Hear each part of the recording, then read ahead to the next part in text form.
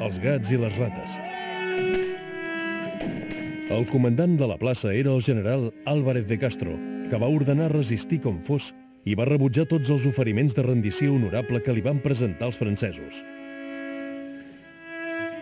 Quan un dels seus oficials li va preguntar on calia anar en cas de retirada, va dir: al cementiri.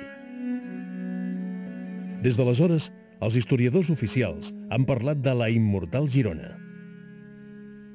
Allò que s'ha dit de la immortalitat de Girona doncs va costar 10.000 morts.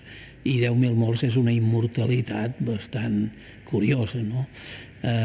Tenint en compte que la meitat de la gent no va morir a la batalla, va morir després de les batalles, va morir amb les epidèmies, als hospitals, amb la fam, perquè hi havia un general, que com ens l'han descrit, el general Álvarez de Castro, es va entestar amb què Déu li havia encomanat en aquesta vida, morir a Girona defensant a tort i a dret la ciutat. Amb la caiguda de Girona, l'ocupació francesa de Catalunya farà un gran canvi. A partir d'ara es farà servir la política per atreure els catalans.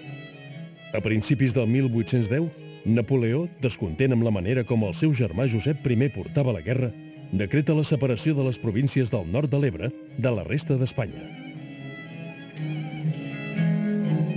Relativament enfadat amb la gestió de Josep I, Napoleó va dir: bé, si no pots controlar el país, jo me n'agafaré un tros directament per rescabalar-me una mica dels costos que m'està costant aquest exèrcit francès destacat a Espanya.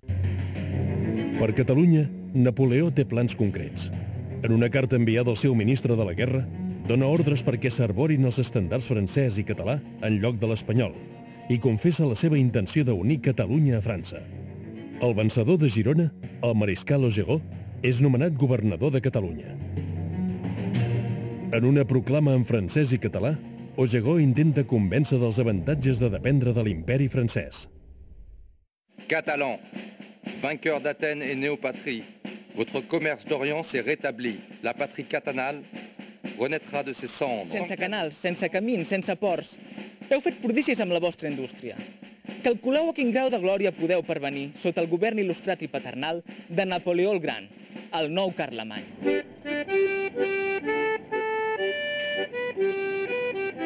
En aquesta casa de Figueres, on anys més tard naixeria Salvador Dalí, hi va viure Tomàs Puig, el màxim inspirador de la política catalanista del mariscal Augereau. Tomàs Puig era un afrancesat convençut a qui Augereau va anomenar corregidor, una mena de governador civil de Girona. Tomàs Puig havia elaborat un projecte sobre l'organització política de Catalunya amb propostes com l'annexió a l'imperi francès, l'ús oficial de la llengua catalana, limitar els privilegis de clergues i nobles i el lliure comerç amb França. El que és clar és que és un separatista. És un separatista d'Espanya. Llavors, no de França, però ell no vol ser França, ell vol ser una part de l'imperi francès. I si es mira llavors el que és l'imperi francès, veuríem que és molt ampli i que hi ha moltes nacions i estats avui que eren una part de l'imperi francès.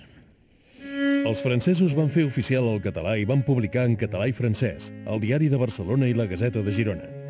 També les actes de l'Ajuntament de Barcelona es van redactar en català. Des del decret de nova planta, el català havia desaparegut de l'ensenyament, de les publicacions i del llenguatge oficial. Van ser detinguts per la seva participació en pillatges. Augereau va intentar depurar l'administració i això va precipitar la seva caiguda. Napoleó va pensar que estava fracassant